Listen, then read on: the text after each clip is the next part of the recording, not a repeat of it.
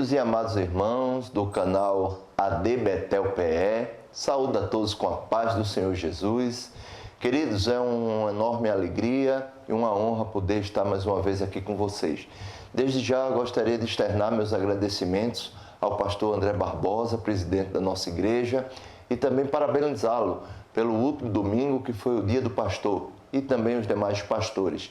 Gostaria também de externar minha gratidão à minha esposa, pois ontem foi o dia dos namorados. Deus abençoe, meu amor. E já, sem mais delongas, queridos, gostaria de entrarmos na lição. Queridos, nós estamos estudando nesse segundo trimestre das Escolas Bíblicas Dominical a lição de adulto. Estamos estudando o tabernáculo, símbolo da obra redentora de Cristo. E desta feita estaremos estudando a 11ª lição, o sacerdócio de Cristo e o Levítico.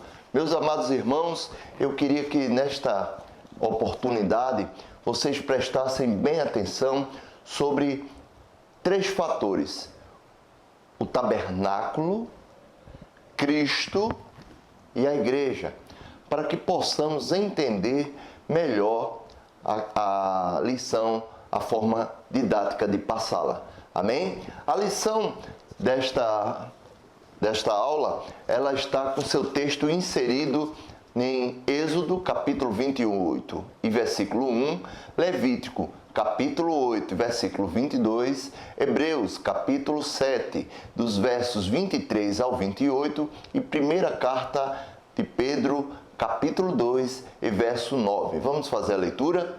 A palavra de Deus nos diz assim: Depois tu farás chegar a ti o teu irmão Arão e seus filhos com ele, do meio dos filhos de Israel, para me administrarem o ofício sacerdotal, a saber, Arão e seus filhos, Nadab, Abiú, Eleazar e Itamar. Levítico 8 e 22. Depois fez chegar o outro carneiro, o carneiro da consagração, e Arão e seus filhos puseram as mãos sobre a cabeça do carneiro. Hebreus capítulo 7, dos versos 23 ao 28. E na verdade aqueles foram feitos sacerdote em grande número, porque pela morte foram impedidos de permanecer. Mas este, porque permanece eternamente, tem um sacerdócio perpétuo. Portanto, pode também salvar perfeitamente o que por ele se chegam a Deus, vivendo sempre para interceder por eles. Porque nos convinha tal sumo sacerdote, santo, inocente, imaculado, separado dos pecadores e feito mais sublime do que os céus, que não necessitasse, como os sumos sacerdotes, de oferecer cada dia sacrifícios, primeiramente por seus próprios pecados e depois pelo do povo, porque isso fez ele uma vez, oferecendo-se a si mesmo. Porque a lei constitui sumos sacerdotes a homens fracos, mas a palavra do juramento, que veio depois da lei, constituía ao Filho, perfeito para sempre. 1 de Pedro, capítulo 2, verso 9. Mas vós sois geração eleita, o sacerdócio real, a nação santa, o povo adquirido, para que anuncieis as virtudes daquele que vos chamou das trevas para a sua maravilhosa luz. Queridos, o objetivo geral é mostrar a superioridade do sacerdócio de Cristo sobre o Levítico. E alguns objetivos específicos alcançaremos também: explicar o processo da escolha dos sacerdotes, descrever a vestimenta do sacerdote e também expor o sacerdócio de Cristo. Amém? Nesta lição, veremos como se deu a escolha dos sacerdotes do Antigo Testamento. Mostra a soberania de Deus e a sua onisciência, pois no capítulo 32 e verso 7, Deus chama Moisés e diz que o povo já tinha pecado. A palavra de Deus diz assim: então disse o Senhor a Moisés: vai e desce, porque o teu povo que fizeste subir do Egito se tem corrompido. E neste momento ele quebra a lei antes mesmo de Moisés trazer o povo. E Moisés, a partir da hora que ele desce, ele quebra as tábuas da lei e manda matar os idólatras. Mas no capítulo 32, ainda no capítulo 32 e verso 26, diz que Moisés se põe de pé na porta do arraial e diz: quem é do Senhor, venha a mim. Então se ajuntaram a ele todos os filhos de Levi. A gente vê que é a onisciência de Deus, sabendo que o povo pecou, o povo falhou, mas também sabia que a tribo de Levi se chegaria a Deus através do chamado de Moisés. Amém? Então, o segundo subponto que nós temos é que as características dos levitas. Essas características está falando sobre uma chamada para servir. Os levitas foram chamados para sacerdotes, mas foram chamados para servir no tabernáculo. Essa chamada também é atual. Às vezes as pessoas têm chamada para a obra. Uns querem, outros não. Mas a chamada não é para aparecer, não é para ser engrandecido, mas sim para servir. Amém? A segundo subponto fala da consagração sacerdotal, ou seja, ele era consagrado para um único serviço. Era um único propósito, servir na casa de Deus, servir a Deus. Então, a nossa consagração, a chamada é única e exclusiva para servir a noiva do Cordeiro. Amém?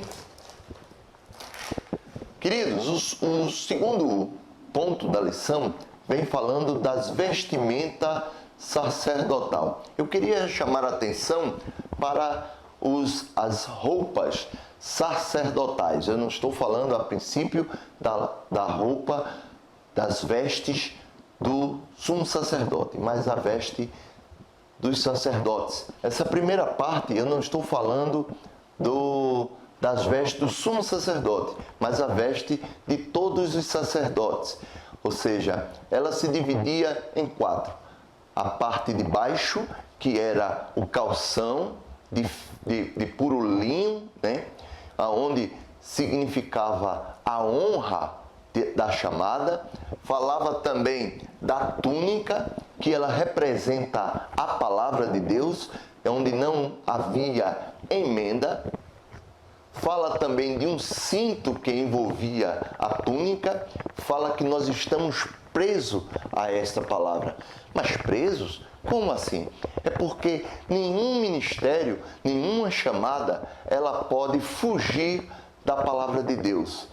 Se nós queremos ministrar e trabalhar na casa de Deus, nós temos que estar presos unicamente à doutrina de Cristo, que é a própria palavra. E fala também do turbante. Nós temos que ter a mente de Cristo. Não só ministrar a palavra, não só estar preso à palavra, mas também ter mente conforme a palavra. Porque não adianta pregarmos a palavra e não vivê-la, não colocá-la em prática. Então, o turbante de linho puro, né, que se colocava nas cabeças dos sacerdotes, eles representavam também a mente de Cristo. Porém, o sumo sacerdote, ele tinha vestes especiais. Sobre estas vestes sacerdotais, eles tinham uma veste que era com algumas cores que nos chamam a atenção, que era o azul, o carmesim, a púrpura e o linho fino. A mais, O linho fino está bem claro que representa a santidade, mas ela representa a santidade de um homem perfeito, que não pecou. Ele não precisava apresentar sacrifícios para ele, pois ele não conheceu o pecado. O azul, ele representa a deidade de Cristo, como Filho de Deus. A púrpura representa o sacrifício como um servo que morreu na cruz do Calvário, e o carmesim,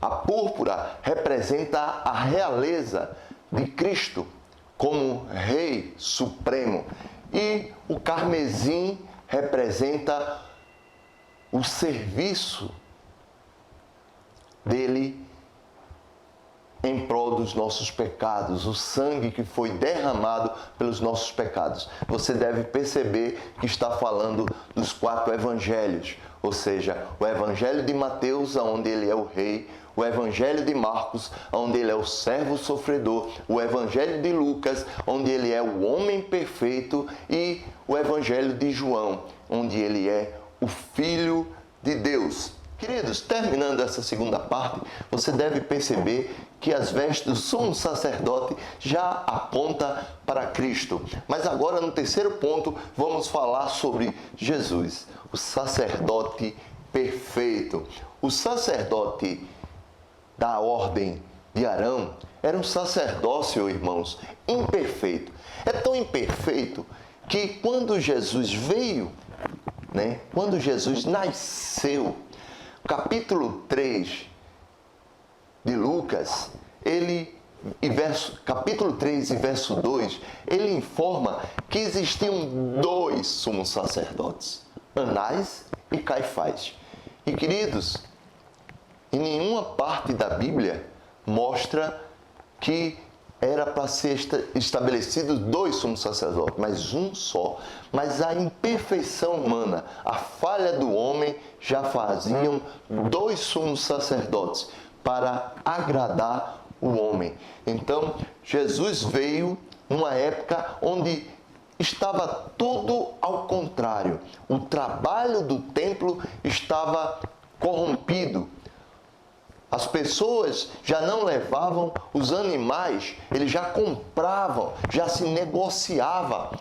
Mas, queridos, não é só isso, não é só a falha humana, mas é o serviço imperfeito, a oferta imperfeito, o holocausto imperfeito, o tabernáculo imperfeito. Mas o que é que quer dizer isso, irmão Clóvis? É porque ali era só uma figura. Como nós falamos no começo, o tabernáculo era uma figura para que entendamos um sacrifício perfeito. E esse sacrifício, ela vem da ordem de Melquisedeque. Ou seja, não tem começo, não tem fim. E ele é perfeito. Ele é sacerdote, ele é profeta, ele é o rei e é Senhor das nossas vidas.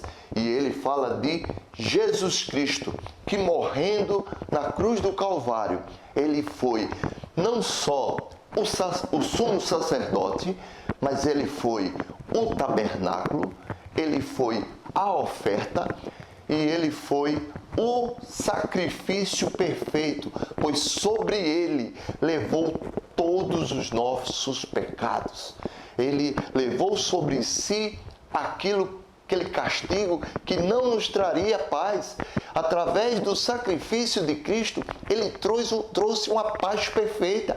É por isso que precisamos aceitar este sacrifício, porque hoje o sacrifício de Cristo, ele está derramado sobre toda a criatura. Mas as pessoas, elas precisam aceitar esse sacrifício, se tornar filho de Deus. E aí, a partir daí, o capítulo 2 da primeira carta de Pedro, versículo 9, diz: mas vós sois geração eleita, sacerdócio real, nação santa, povo adquirido, para que anunciais as virtudes daquele que vos chamou das trevas para a sua maravilhosa luz. Meus irmãos, essa dádiva está dada à sua igreja. Nós somos hoje representantes de Cristo. Nós estamos hoje não vivendo apenas a lei. Não, a lei ela é para ser observada, mas vivemos pela lei do Espírito, porque o Espírito de Deus ele habita em mim e habita em você. E como sacerdotes eleitos, nação santa, povo adquirido, comprado com um alto preço, nós precisamos levar as boas novas. Precisamos dizer às pessoas que ainda não conhecem que existe perdão para os pecados, que existe uma nova aliança, e essa aliança foi feita perfeita, porque o nosso Senhor, a oferta perfeita, vive para sempre. E o sangue do nosso Senhor, ele foi derramado por todos. Não há acepção de pessoas. A igreja, ela é única. E essa igreja que eu falo, irmãos, é a igreja visível. E essa igreja que eu falo, irmãos, é a igreja invisível, porque tem muita gente se perdendo, vivendo uma religiosidade, uma falta de doutrina, falta de conhecimento da palavra. E isso, meu irmão, é muito sério, porque essa era a religiosidade que os sacerdotes viviam no Antigo Testamento. Mas Jesus Cristo veio para trazer a verdade. Ele veio para trazer a pureza, a realeza, o serviço, o sangue sobre nossas vidas, um evangelho, as boas novas, porque a palavra evangelho significa boas novas. E essa é a boa nova que eu quero deixar para você que está nos assistindo. Jesus Cristo, ele foi, ele é e sempre será um sacrifício perfeito, o tabernáculo santo, o Deus conosco, para que possamos entrar no santuário e caminhar para a sua maravilhosa luz, que é o céu de glória. Amém, meus amados irmãos? Vamos orar agradecendo a Deus por esse momento maravilhoso. Amém? Justo, santo e poderoso Deus, Pai amado e Pai bendito, eu te agradeço pelo teu grandioso sacrifício, pelo teu supremo, Senhor, sacerdócio. Ah, Deus, que possamos, Senhor, te servir assim como fosse servos, que possamos ser sacrifícios das nossas vidas assim como o Senhor foi, que possamos, Senhor, andar na tua maravilhosa luz assim como tu nos deixaste, Senhor, esse momento maravilhoso de sermos filhos de Deus, de poder ser participantes dessa maravilhosa chamada. Pai bendito, eu te peço, usa das tuas misericórdias sobre a tua igreja, que ela possa entender que tu és o Supremo, que possamos, Senhor, ter uma natureza santa, uma natureza que venha de ti, que possamos, Senhor, andar na tua presença. Pai bendito, abençoa cada homem, mulher, criança que está assistindo, Senhor, este canal da DBetel PE. Pai bendito, nós te pedimos tudo isso em nome de Jesus. Amém. Que a graça de nosso Senhor e Salvador Jesus Cristo, o amor de Deus, o nosso eterno Pai, as doces divinas consolações do Espírito Santo estejam sobre todos, desde agora e para sempre.